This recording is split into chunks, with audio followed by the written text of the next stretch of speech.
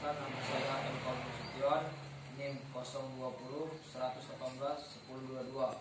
Saya di sini akan menjelaskan tentang tata cara pembuatan ADART sebuah organisasi. Saya dari kelompok 8. Ya, langsung saja. Yang pertama, pengertian ADART. Setiap organisasi baik profit maupun non profit pemilik ADART. Keterangan ART dalam suatu organisasi menjadi suatu hal mutlak yang harus dimiliki, karena ADART tersebut merupakan aturan dasar organisasi dan menjadi landasan seluruh tindakan dan pengambilan keputusan dalam suatu organisasi. ADART sebenarnya merupakan suatu kesatuan, tetapi masing-masing memiliki pengertian. Anggaran dasar AD merupakan landasan umum arah organisasi yang menggambarkan struktur dan mekanisme kerja suatu organisasi. Sedangkan anggaran dasar rumah tangga merupakan serangkaian program-program kerja yang menyeluruh, terarah dan terpadu yang berlangsung secara berkesinambungan. Isi ADART antara satu organisasi dan organisasi yang lainnya itu berbeda, tergantung dan perhatian organisasi tersebut. Suatu hal yang dianggap penting organisasinya sehingga perlu dimasukkan dalam ADART, dalam hal yang dianggap tidak penting perlu dimasukkan dalam ADART. Pokok materi yang umumnya ada dalam ADART. Yang pertama, nama, pendiri dan tempat kedudukan. 2. Identitas, asas dan lambang. 3. Maksud, tujuan dan usaha. 4. Keanggotaan. 5. Susunan dan penetapan organisasi. 6. Pimpinan. 7. Mekanisme pengambilan keputusan. 8. Pendanaan. 9. Mekanisme pengawasan dan pertanggungjawaban.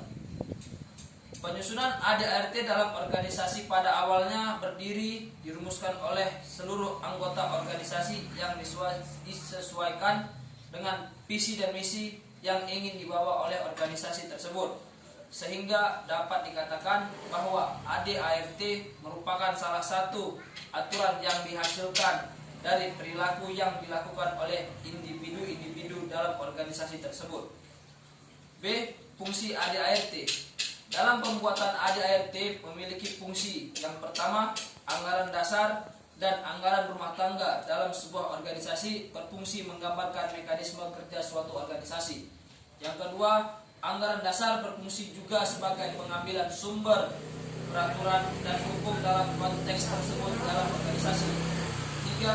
Anggaran rumah tangga berfungsi menerapkan hal-hal belum spesifik pada anggaran dasar atau tidak menerapkan dalam anggaran dasar, karena anggaran dasar hanya mengatakan pokok-pokok mekanisme organisasi saja.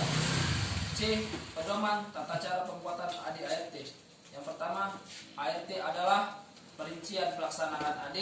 Yang kedua, ketentuan pada ART relatif lebih mudah diubah daripada ketentuan AD.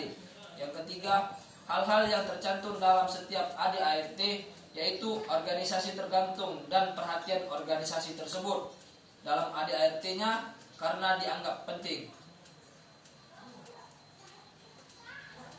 Tetapi di organisasi lain bisa jadi hal tersebut tidak dimasukkan dalam ART tersebut karena tidak penting.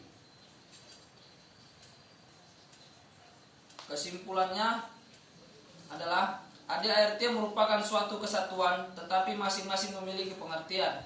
Anggaran dasar merupakan landasan umum arah organisasi yang menggambarkan struktur mekanisme kerja suatu organisasi. Sedangkan anggaran rumah tangga merupakan serangkaian program-program kerja yang menyeluruh, terarah dan terpadu yang berlangsung secara berkesinambungan. ART adalah perincian pelaksanaan AD. Ketentuan pada ART relatif lebih mudah dirubah daripada ketentuan AD. Hal-hal yang tercantum dalam setiap ADART suatu organisasi tergantung dan perhatian organisasi tersebut kepada suatu hal. Ada suatu hal yang penting tetapi di organisasi lain bisa jadi tidak penting dimasukkan dalam ADART tersebut karena tidak tercantum dalam ADART. Baik, sampai sinilah makalah yang dapat saya sampaikan. Lebih dan kurang saya berikan maaf. Wabillahi taufiq wal hidayah. Assalamualaikum warahmatullahi wabarakatuh. Waalaikumsalam.